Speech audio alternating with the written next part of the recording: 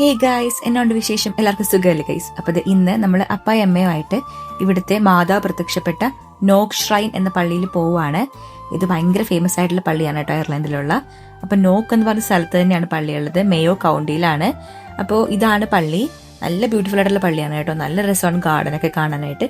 അപ്പായമ്മ എന്ത് നിൽപ്പുണ്ട് കേട്ടോ. എൻ്റെ ഒത്തിരി നാളത്തെ ആഗ്രഹമാണ് ഇവരെ ഇവിടെ കൊണ്ടുവന്ന് കാണിക്കണം എന്നുള്ളത്.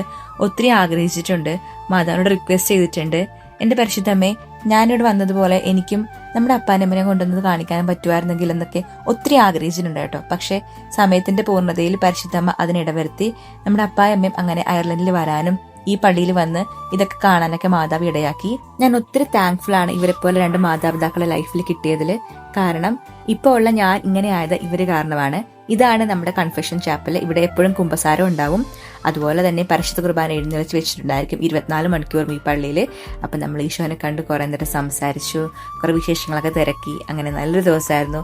ഒത്തിരി ഹാപ്പി ആയിട്ട് ഇവിടെ വരാൻ പറ്റിയതിൽ. എൻ്റെ ലൈഫിൽ നിലച്ചിരിക്കാതെ ഒത്തിരി അനുഭവങ്ങൾ പരിശുദ്ധ അമ്മ വഴി ഉണ്ടായിട്ടുണ്ട് കേട്ടോ. അത് ഞാൻ ഒത്തിരി ഗ്രേറ്റ്ഫുൾ ആണ്. അതുപോലെ തന്നെയാണ് ഈ ഒരു ദിവസവും. കാരണം അപ്പയ്ക്കും അമ്മയ്ക്കും ഈ പള്ളിയിൽ വരാൻ അവസരം ഒരുക്കിയതിൽ എത്ര നന്ദി പറഞ്ഞാലും മതിയാവത്തില്ല. എന്നെ പോലെ ഒരാൾക്ക് ഒരിക്കലും സ്വപ്നം കാണാൻ പറ്റുന്ന ലൈഫിലല്ല ഞാനിപ്പോൾ ജീവിക്കുന്നത്. നമുക്കിതേ പോവാൻ നേരമായിട്ടുണ്ട്, നമ്മൾ ഇറങ്ങുവാണ്. ദൈവത്തിന്റെ കാര്യം അങ്ങനെയാണ്.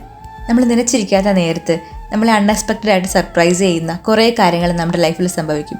അങ്ങനെ ഒരു ദിവസമായിരുന്നു കേട്ടോ ഇന്നും. ഞാൻ ഒട്ടും പ്രതീക്ഷിച്ചില്ല ഈ ഒരു അവസരത്തിൽ ഇവിടെ പോകാൻ പറ്റുമെന്നുള്ളത്. ഇവിടെ വന്നാലും അല്ലെങ്കിലും സമയത്തിന്റെ മേലെ പൂർണ്ണ അധികാരമുള്ളത് പരിശുദ്ധമ്മയ്ക്കാണല്ലോ. അതുകൊണ്ട് തന്നെ ഈ ഒരു ദിവസം ഭംഗിയായിട്ട് തന്നെ പോയി. അപ്പൊ അത്രയേ ഉള്ളൂ. അവർക്കിടയിൽ മുന്നേറ്റ് കാണുന്നവരേക്കും ബൈ.